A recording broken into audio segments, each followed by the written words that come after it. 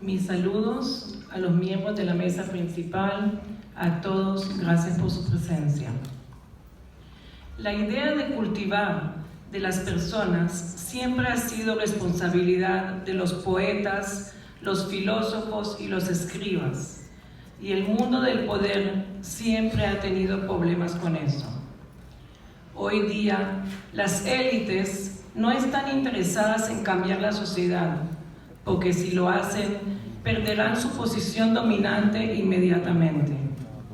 Lo mismo pasa en el sistema educativo con una clase académica que se ha vuelto incompetente. Así expone el conflicto social el pensador holandés Rob Reimann en su ensayo Para compartir la pobreza. En respuesta a un destino incierto, Reimann llama a la búsqueda de la nobleza de espíritu y a abrazar la cultura. Puede ser que las mejores mentes de esta generación estén aquí, entre ustedes, y para que sus ideas sean expuestas, sus libros conocidos, sus experiencias transferidas y su poesía escuchada, es necesario fortalecer estos ambientes. Hay que reunirse a debatir sobre nuestro destino. Hace un año dije no a la reelección, a la mía, como parte de la fundación que crea la Feria Internacional del Libro, que aloja este encuentro. Atiendo a otra oportunidad, como recalcó Shimon Peres, estadista, Premio Nobel de la Paz y escritor. Para hacer que vivir valga la pena, hay que trabajar hasta el último de los días. Sirva este momento para honrar sus ideales e insistir en la misión de exaltar el libro, convencidos que la lectura es capaz de salvar el mundo y darnos sabiduría para expandir el universo. Empezando por ese mundo que es mi Panamá, donde nos quejamos de la situación de la educación, de la inseguridad y de la falta de espacios para el deporte. Puedo asegurar que solo en la capital hay unos 500 sitios para el juego y el esparcimiento. Gracias a eso, al tesón de los atletas y al apoyo financiero, la selección nacional debutó en el Mundial de Rusia. El logro más significativo fue que el país se uniera en un positivismo inédito por sus goles, superando una realidad. El juicio de más alto perfil, un rastro de tristeza en el calendario democrático. Si usáramos ese entusiasmo en impulsar una educación de calidad, con seguridad nos pondríamos en poco tiempo a la par de los mejores del continente. Viene enero marcando el más grande reto. Unos 200,000 peregrinos se esperan en la Jornada Mundial de la Juventud.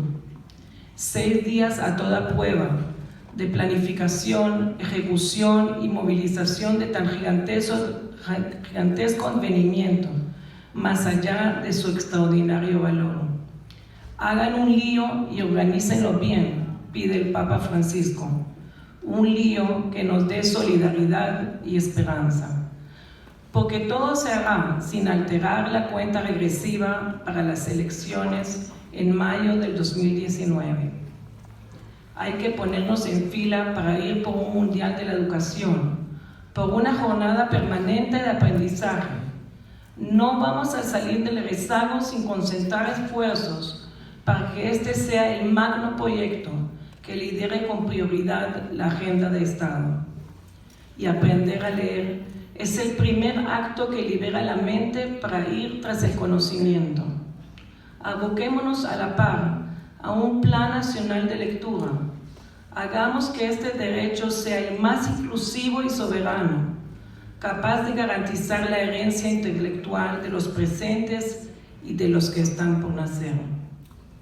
Pero esto no será posible si en este país, con un crecimiento económico aún entre los más envidiables, no decimos que se nos duplicó el costo de la feria.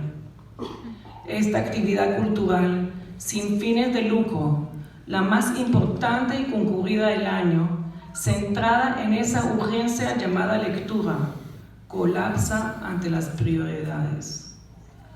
La 14ª Feria Internacional del Libro inició hoy con el aporte de empresas privadas interesadas en liberar los límites de la comprensión. También con el apoyo de entidades públicas que hicieron ajustes a presupuestos comprometidos con el término de su gestión. Esto es bueno, pero insuficiente. Es el ingreso de público como ustedes lo que apadrina a más de 45,000 estudiantes para que asistan cada año sin costo. Que por primera vez muchos niños vengan a la ciudad, nos visiten, elijan un libro y lo sostengan en sus manos. Este simple contacto, aunque no lo lean, es un despertador inserto en su inconsciente, esperando ser encendido. Quisiéramos hacer más, como volver a sembrar bibliotecas en comunidades distantes, allá donde no hay energía eléctrica y menos computadoras. El 23 de abril, la diputada Crescencia Prado habló de lo caro que están los libros en Panamá. Aseguró que con $120 solo se pueden comprar 2 ejemplares en la feria. Coincido con la prensa en que la madre de la patria evidencia que hace mucho tiempo que no compra un libro y que nunca ha pisado esta feria.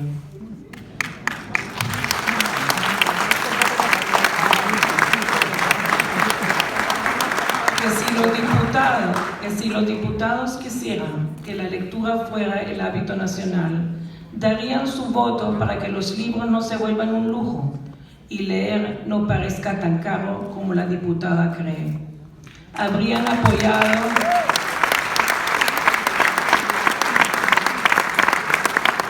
apoyado actividades para leer con los promotores contratados con la partida 080, por ejemplo.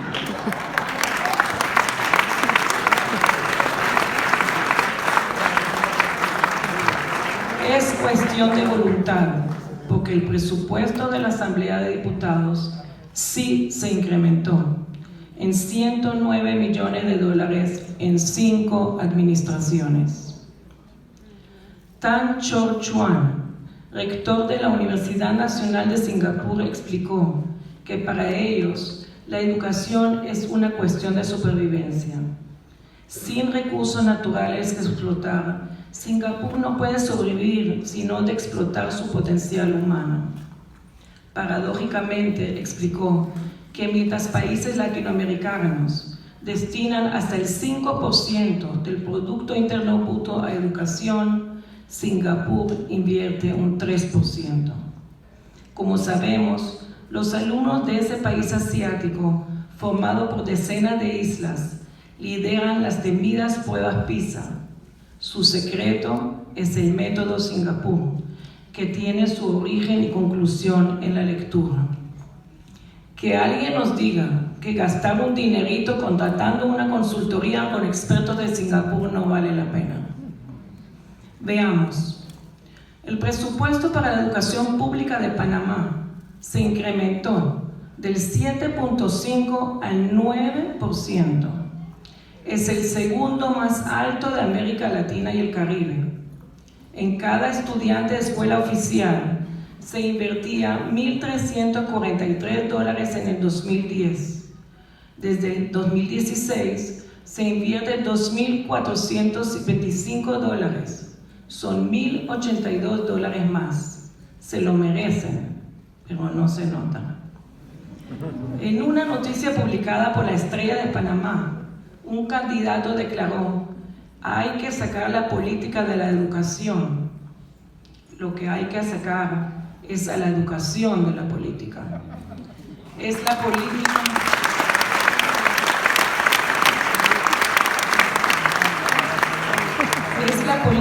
que inserta paliativos y levanta muros que interrumpen la continuidad del proyecto humano.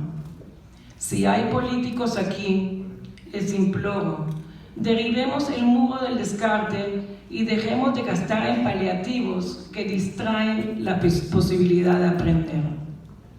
Leer Es la magia de volvernos signos en música. Es palpitar ante la expresión del arte. Es sumergirse en lo profundo de la literatura. Leer es entender, pensar, sentir y crear. Estamos olvidando hacerlo. El Ministerio de Educación, atinadamente en septiembre pasado, examinó las habilidades lectoras de alumnos de tercer grado. El diagnóstico: estamos graves.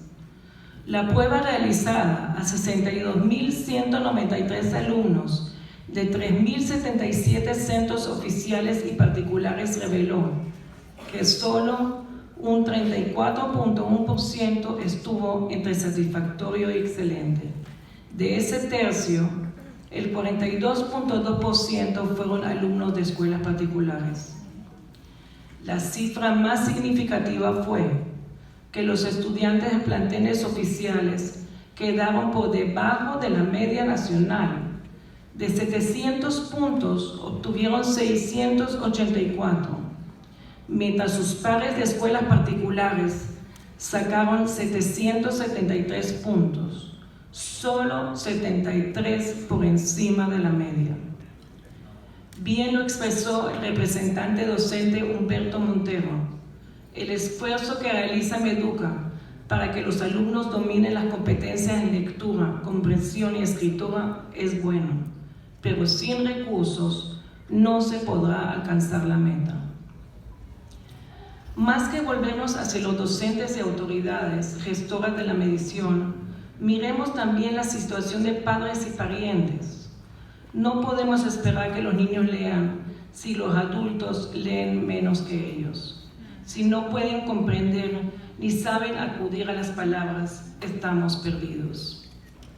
La palabra tiene el poder liberador, dice el escritor español Fernando Aramburu, quien admitió que leía porque era barato, que leer lo llevó a conocer mundos ajenos y a mirar por encima de sus penurias en el arrabal donde creció.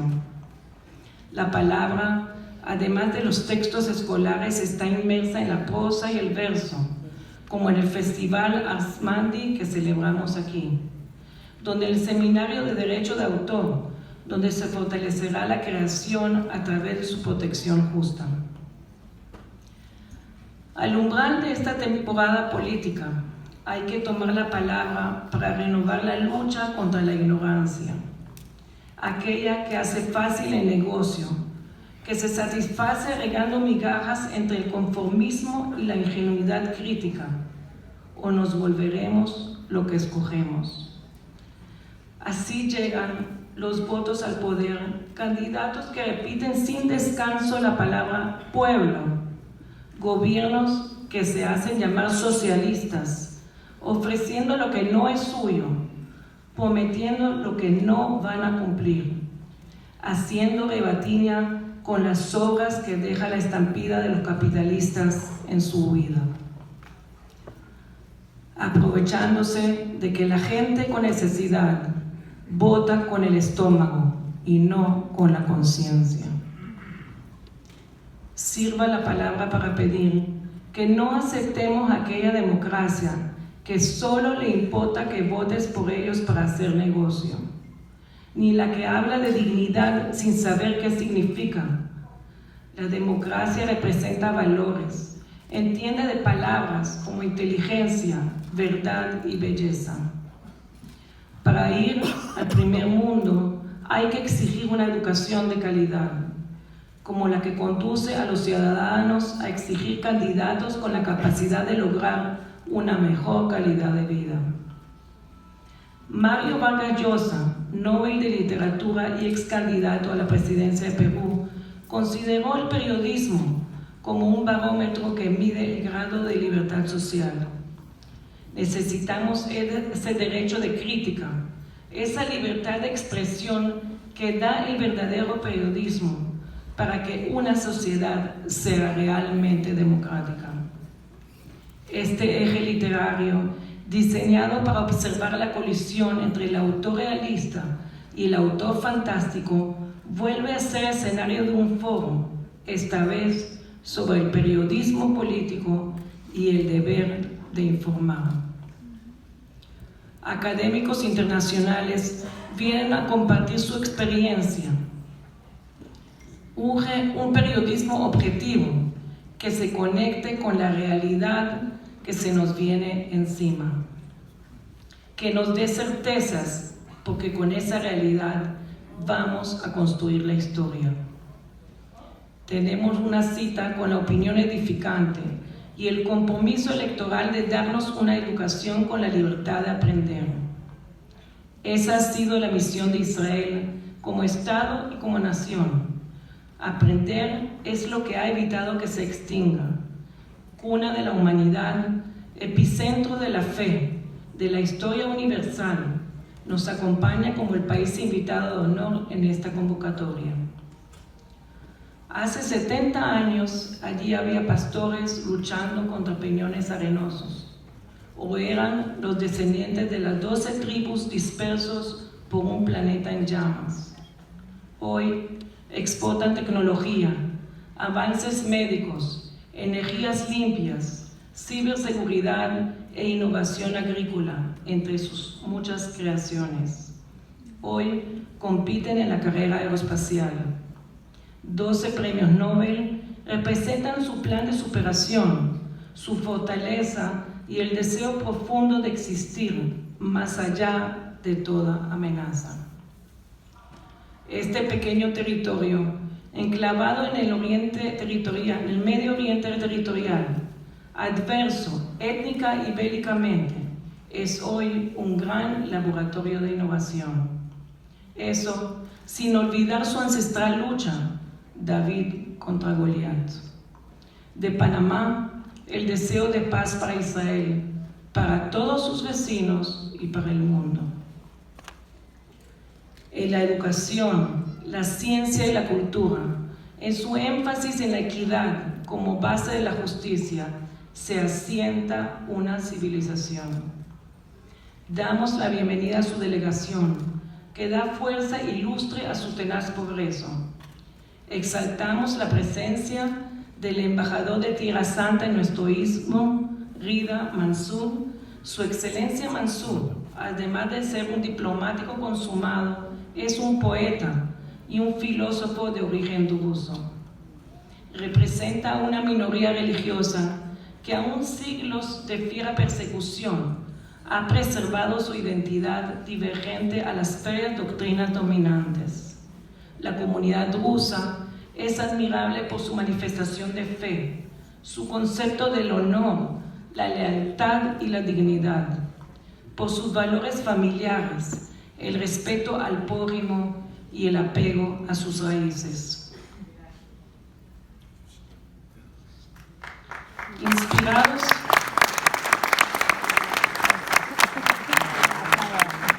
Inspirados en esa espiritualidad, seremos punto de concentración para un diálogo interreligioso.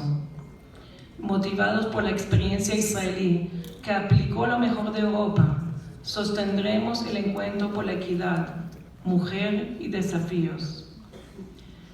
Un tema de resonancia global se hace presente en el foro: refugiados, el Pacto Mundial para una respuesta colectiva al desplazamiento, vigente hoy como en tiempos de la diáspora. Sepan, la mitad de los refugiados del mundo son niños. Hay más de 28 millones de niños refugiados y la mayoría no recibe educación.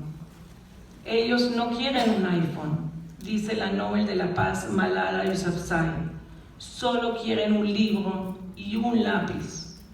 Si no se lo damos, si sobreviven a la crueldad de la violencia, un día van a levantarse en armas. Por eso, ante las crisis regionales, me permito abogar por quienes buscan protección más allá de sus fronteras. Fomentemos un Panamá proactivo, comprensivo e incluyente. Sigo buscando entre las páginas luces que esclarezcan las brutales injusticias contra millones. Me es posible confirmar que la soberbia de unos pocos genocidas Se sigue alentando con la indiferencia planetaria, peor ahora que al inicio de la era. Así, encontré un texto antiguo editado en Rusia durante el ascenso de la tiranía soviética. El testimonio implícito es que no somos de donde nacemos, ni de donde venimos, somos a donde pertenecemos. Lo que aprendemos y compartimos con la gente, en ese lugar que llamamos hogar, donde habitan los recuerdos de lo escrito y lo leído. También somos de la tinta que nos oxigena el pensamiento, como la sangre que nos corre por las venas. Por eso les pido, volvamos nuestra lealtad hacia la educación y hacia los libros. Como dice el autor israelí Amos Oz, aunque los hayamos traicionado, ellos nunca nos abandonarán. Muchas gracias.